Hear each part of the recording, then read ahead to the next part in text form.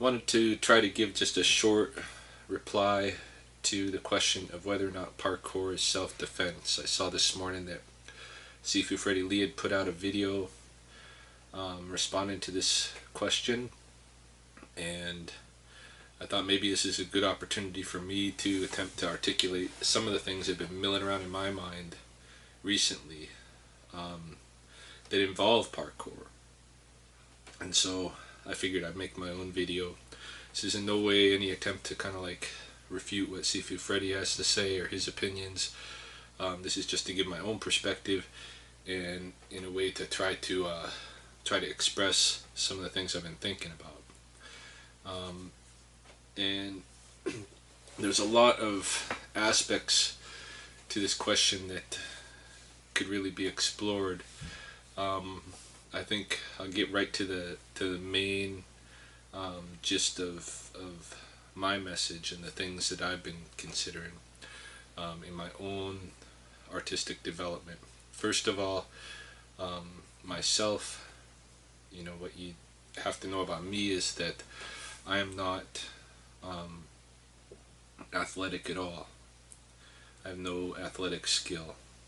I'm a born nerd and a weakling, and in all of these different areas of like flexibility, strength, speed, cardio, endurance, you look at all of these different aspects of athleticism, and I've got none of them. And that's just the way I've always been. I'm uncoordinated. I'm just a nerd. And I'm not drawn to competition sports or any sport really at all. I was drawn at an early age to martial arts, I think because of a couple of different appeals. One is, something you can do yourself if you want. You can do it all alone if you want. It's something that you can do anywhere. You don't have to go to a special place to do it. It's something that explores a good range of human movement. It's something that can make you more healthy. Something that for the nerd might actually protect you, or at least like help you build up your confidence a little bit and that kind of thing. All kinds of reasons I was attracted to martial arts. For some of the same reasons, I'm attracted to parkour. Now, I agree with what Sifu said in his video, that this thing that we're calling parkour, this whole complex of stuff, it was all here to begin with. There's always been these kind of gymnastics and acrobatics, and there's always been runners, and there's always been people on the track doing hurdles, and there's always been vaulting. And all of these things existed all along.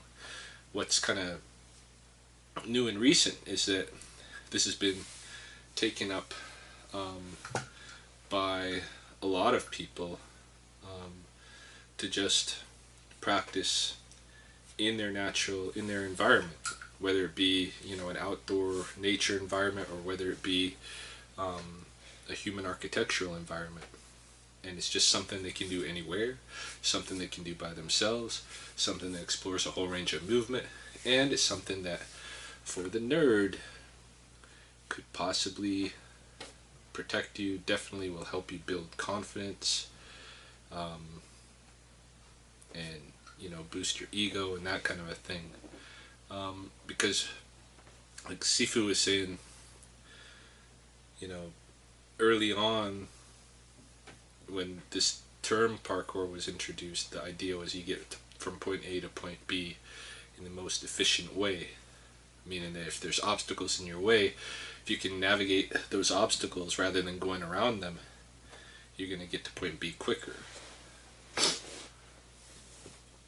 But that's not all that parkour is, really. Because in order to learn how to navigate those obstacles, you got to spend time with the obstacles. And every time you spend time with a different obstacle, um, you're basically faced with challenges to your abilities, and sometimes you're faced with fears, and you have to overcome fears. Like if any of you have seen my contributions to the FMK channel recently, the last couple of weeks, I've been trying to learn a real basic Kong vault. This is like a beginner technique in the parkour, and but it's one that people have a hard time learning because it requires you to let go of a certain fear, and that fear is to just all out dive forward, and it's hard for people to do that. So I am trying to Kong vault the length of a picnic table. I can do the width, but I'm trying to get the length, and that requires taking some speed at the obstacle, and then taking a good long dive, and then controlling what happens with your legs and your pretty much your whole body through that dive and over the obstacle. But really the challenge is getting over a mental block, and because you know that you can do it, like in your mind, you know that as a human being you're capable of doing this, but you're not able to do it right now because you've got a mental block, and a lot of that has to do with fear of just letting go and doing it. So I think it's important, to be for training to face those kind of mental obstacles. And I think it's important for more than just the physical, what you're getting out of it physically. I think the mental training is very, very important. Overall, why I would include parkour into the umbrella of my own artistic expression, and I'm getting kind of like I don't even appreciate the term martial arts so much anymore, because it seems like there's no consensus on what the heck that is, and I don't know if my inclusion of parkour would fit into martial arts, but certainly, like, in terms of the artistry of my human expression, it fits in, because what I'm trying to do is to meet more of my potential as a human being, as a real human being. And my definition of a real human being is very specific. Like, I'm looking at the real human being as another animal, in the ecosystem, and how we should be able to move through our environment just like other animals do. And we should be able to live and sustain ourselves off of our environment. We should find our nutrition in our environment. And when I look at the movement side, when I watch other animals, and I do a lot, I mean, this is one of my passions, is studying animals. I see there's kind of at least 3 different domains of practice and movement that they engage in. There's predatory behavior, there's evasive behavior, and then there's combative behavior. And I don't think, even though I can list these and name them, give them different names and titles and such, I think they have to be considered as a whole complex. I don't think it's good to separate them out and say the martial art is only the combative stuff. It's not the predatory behavior or the evasive behavior, it's just the combative stuff. I think that's inaccurate,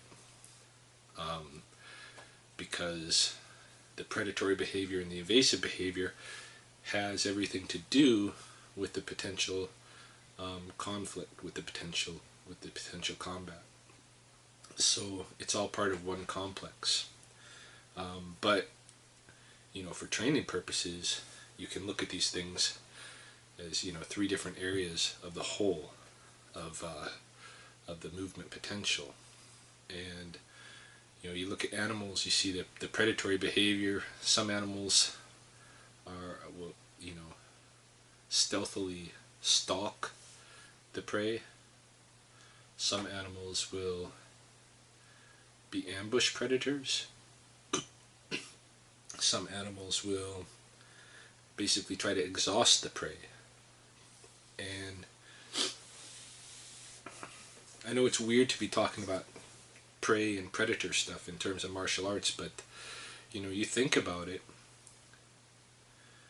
Here in North America, we're very lucky that it's been a long time past any of our even grandparents' experiences since there's been a kind of since we've had a war zone on the home front, right? It could happen 10 years from now.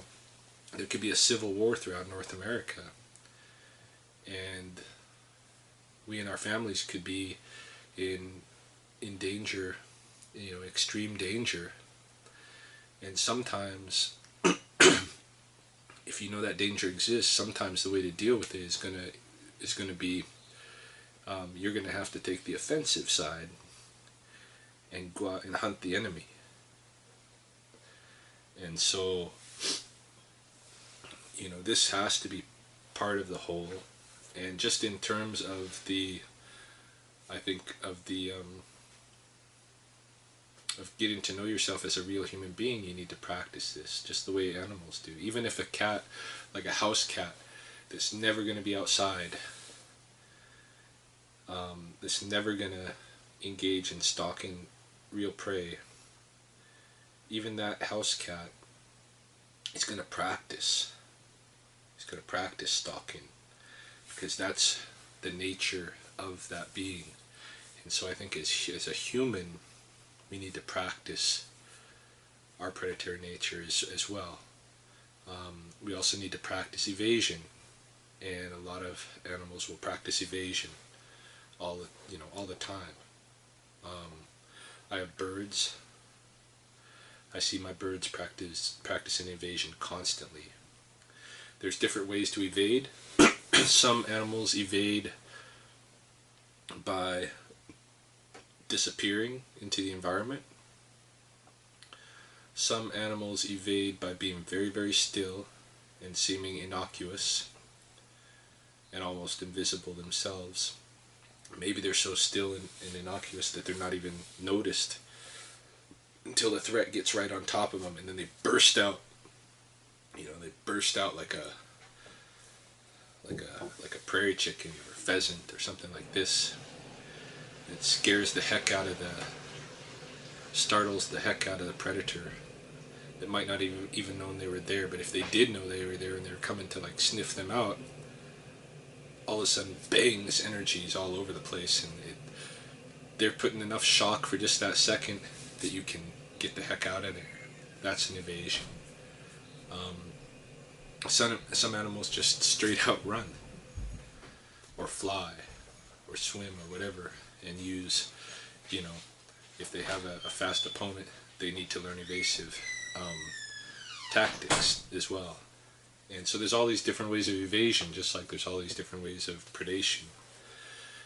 And in both of those categories, but especially in the evasion category, is all the stuff that might be considered parkour. And when I'm thinking about parkour, I'm not talking about the flips and the kind of the complex acrobatics. I'm just talking about scaling walls, vaulting over obstacles, jumping far distances,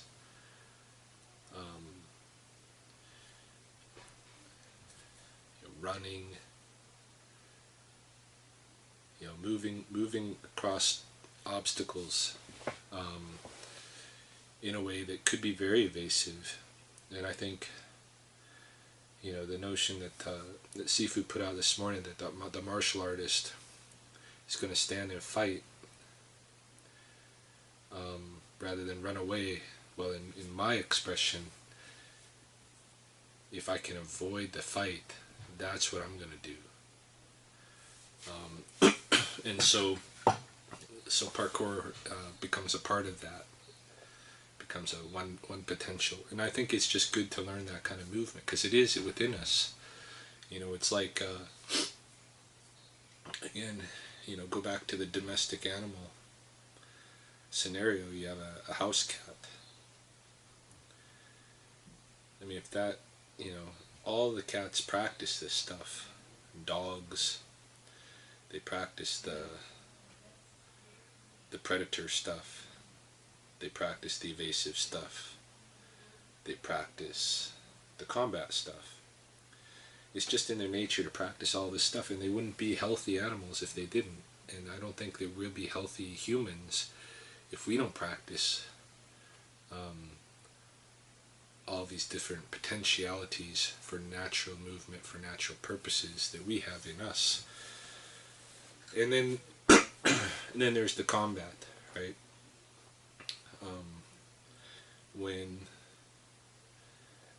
the evasion or the predation reaches the climax and you have to fight, then that's a whole nother set of things. And that's where I think, most of what's categorized as martial arts is normally at. But for my own, like I said, for my own expression, for my own artistic expression, what I'm trying to do is explore more of the whole. And I'm bad at it. I'm not good. Like I said, I'm the uncoordinated, unathletic, nerdy guy. So I'm not saying this stuff as if I'm a real good example of any of it. But in terms of what I have in mind for my whole, for my own artistic expression, it's this whole. It's this whole of being a complete human being, a natural human being that engages in all of this training, just like any other animal engages in all of this training, and should be able to apply it should the time come when it's necessary to apply it, but not really seeking out to apply it. So those are my thoughts on it. In terms of that question, is parkour self-defense? I would say, it definitely can be self-defense. It doesn't have to be. It can just be for fun or whatever. But it can be used for self-defense. Whether it's considered part of the martial arts, that's an opinion question. It really depends on what you consider to be the martial arts. And I consider it to be this this whole complex that includes at least this triad of predation, evasion, and combat. So those are my thoughts on it, and this is good for me just to get a chance to try to articulate it and get this out, so I can continue thinking about it at a more advanced level now.